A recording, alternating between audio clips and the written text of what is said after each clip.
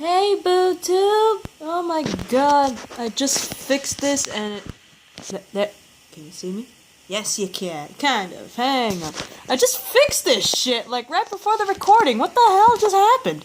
But anyway, this is like, well, my last video was supposed to be my part 3. It got interrupted because my boyfriend video called me. You know those video chats on phone? Yeah, he did that. And that totally interrupted my video. So yeah, that happened. So I had to put it as like part 2.2 or something like that. Anyway, let's get this started. I believe I left off before I was interrupted where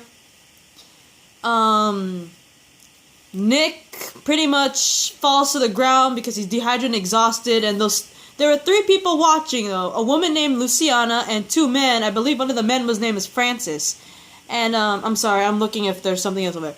But anyway, like, they're watching him and shit, and they notice that, you know, he falls to the ground, dehydrated and exhausted. Francis is like, we gotta save him, but Luciana's like, no. But then he's like, the kid's dying. And, like, last minute, she changes her mind, right? So, back to Nick, he's all, like, dying on the asphalt, and in all honesty, I honestly thought he might actually die, despite the fact that Luciana changing her mind. I thought it might have been too late. But, you know, he's laying dying on the asphalt, barely conscious, and we get, like, a flashback, which I'm kind of not surprised, because sometimes when you're dying, they say that when you're dying, you either see, like, flashes of your life, or just stuff, right? You see flashes of your past. And apparently this is what happened, too, because, you know, he's dying on the asphalt, barely conscious, and there's a flashback where he's shooting heroin with Gloria in what looks like a church. And I'm guessing it's the same exact place, because judging by the outfit he was wearing, the one Gloria was wearing in the background of the church, I am guessing this is the same place we saw Nick in the very first episode of Season 1. Because remember, he was like unconscious in a church, and we saw the very first infected eating away at people, right? And it turned out to be Gloria. So I'm guessing this flashback in particular is just moments before, you know, he probably passes out from the heroin, and then Gloria dies probably from the heroin and turns into an infected, you know what I mean? And, I heard that it was, like, the day before. So I'm, like, in my head, it's obviously before shit hits the fan, before Gloria turns into our first infected. But anyway, back in the present day, Nick pretty much gets revived because when he, like, you know, when he's losing conscious and all that, he comes back and it's raining. And he's all doing his best to drink the rain because, you know, he's, like, dehydrated, right? He's not just hungry, he's dehydrated. And, hang on for a sec, guys. Sorry, something happened with my TV. But anyway, the next day, pretty much, he's hobbling into town. You know, he drinks some rainwater to try to help him. He's hobbling into a town and ends up finding, like, a drugstore.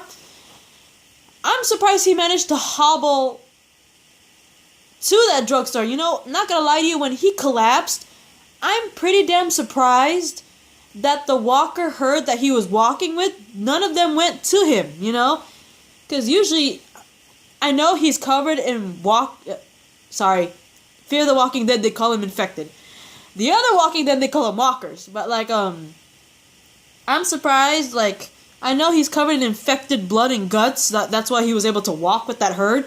But the moment he collapsed, I'm surprised not one infected turned around and noticed him, like, collapse and think, oh, he's not one of us. He collapsed. He must be, like, he's not one of us. I would munch away at him, you know what I mean?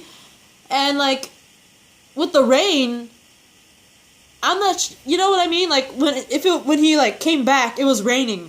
What happened to the herd? Did they move on before the rain happened? Because if some of them were still there when the rain was happening, and the walker blood and guts came off, I'm surprised none of them went after him. I'm just saying. But anyway, I'm surprised he manages to hobble into a town and find a drugstore. Of course, he's looking for a drugstore because he is in, like, major pain with the bite wound from that dog. God rest that dog's soul. He's looking for medication because his wound is, like, literally festering, right? And he just finds nothing at this drugstore because naturally, in an apocalypse, the first places that people would go, especially in panic, of course they want to find shelter, find a place where they're safe, right? And of course, they're gonna raid. The first places they raid in a panic like this, I'm not surprised. The first place they would raid is somewhere where there's food and water, right? I'm combining them, food and water.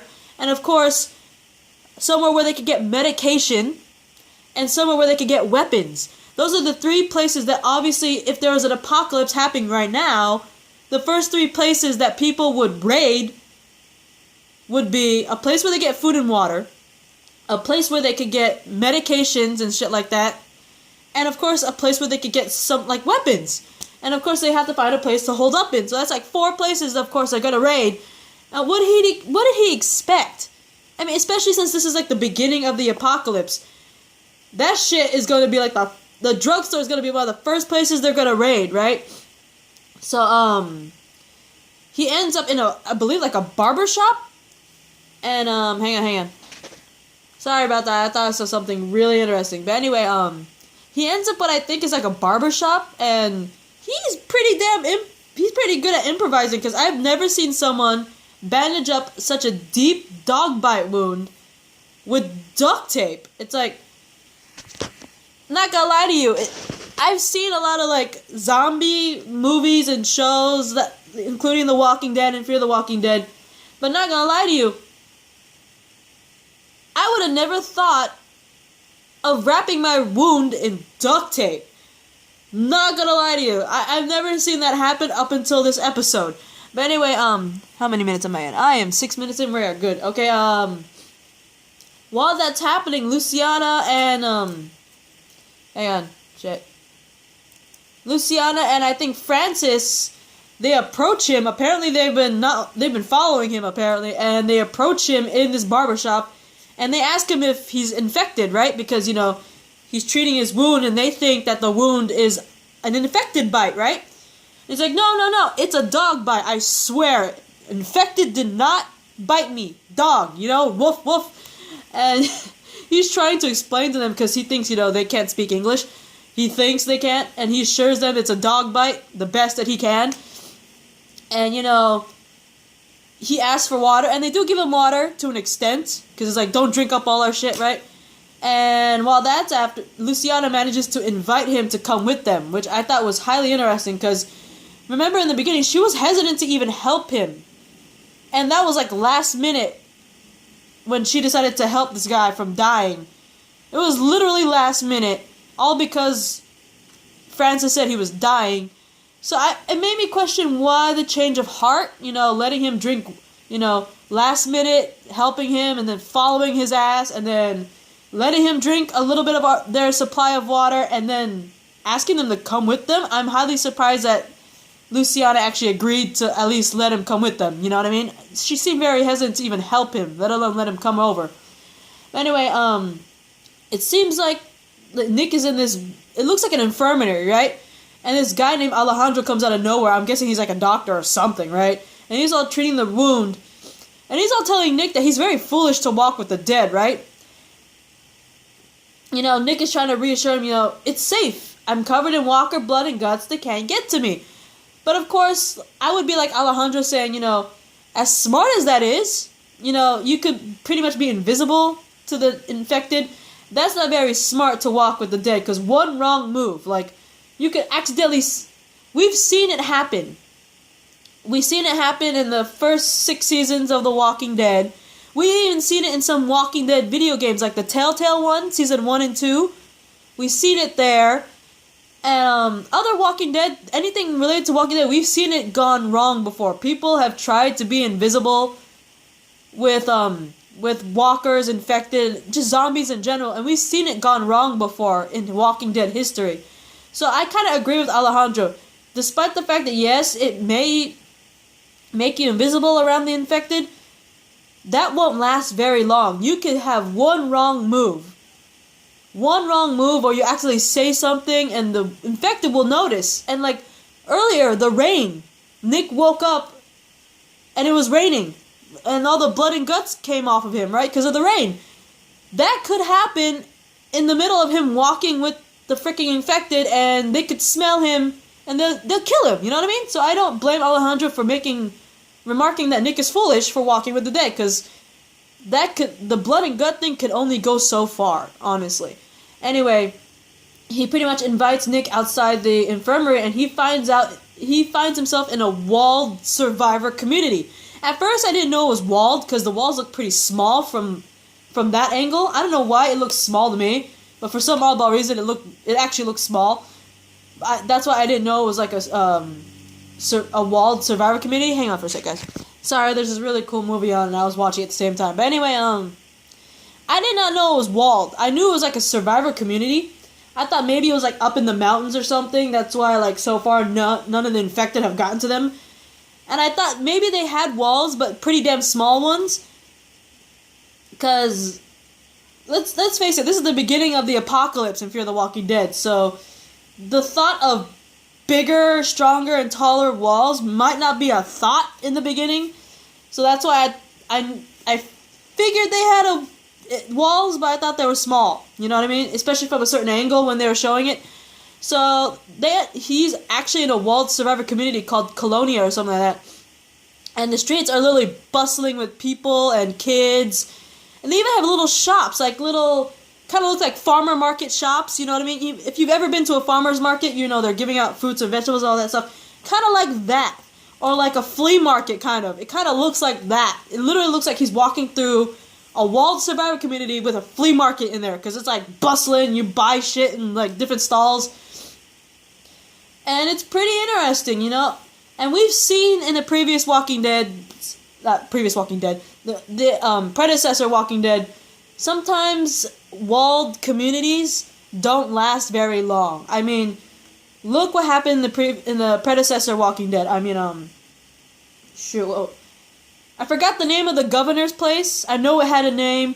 It's been a while since the governor in general has been talked about. But remember, he had a walled community that didn't last very long. What was that one place with the freaking carnivorous human beings? I don't even remember anymore. It's been so long. Terminus was somewhat safe. That didn't last very long, thanks to Carol. And Alexandria was also a walled community. That didn't last long either. So sometimes walled communities don't survive, mainly because sometimes it still gets overwhelmed by the infected / walkers, or survivors out there who are like desperate and end up doing bad things. Just like with Alexandria, they got jumped by bad people. They literally climbed their walls, right? So not only is it not really stable when it comes to freaking zombies, I'm gonna call them zombies because I'm talking about walkers and infected, they become huge targets for other survivors who are like go down the bad path, you know what I mean? That's what happened with Alexandria. They became a target. That's why all the bad people ended up over there, like the wolves. So I'm glad Nick found a community where he's okay and all that stuff, and he could get food, water, shelter, and like treatment for his leg, and there's other people, but God knows that that's going to last. At one point, the infected might get over there. At one point, they could become a target for other survivors that are kind of like those, what were they called? Those outlaws. They could be surviving outlaws out there, and they would find that place, and they could just become targets. So I'm worried about Nick. He's safe for now, but Lord knows if that's going to last. But anyway, finally, that is what I thought about episode 8 of season 2. I thought it was pretty interesting that the mid-season premiere was literally episode all about Nick. Yes, we got like Madison and Gloria, but those were all in flashbacks, right? So I thought it was really interesting that this episode, the mid-season premiere, literally centered around one character. I thought it was interesting, but pretty cool. I'm still mad about the dog thing. That's why I'm kind of about this episode. Anything involving harming dogs or in general, I'm pissed. But anyway, I literally liked the idea of...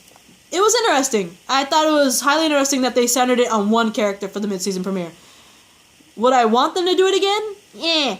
But anyway, that is my take on episode 8. I'll see you in the next video, guys. Bye!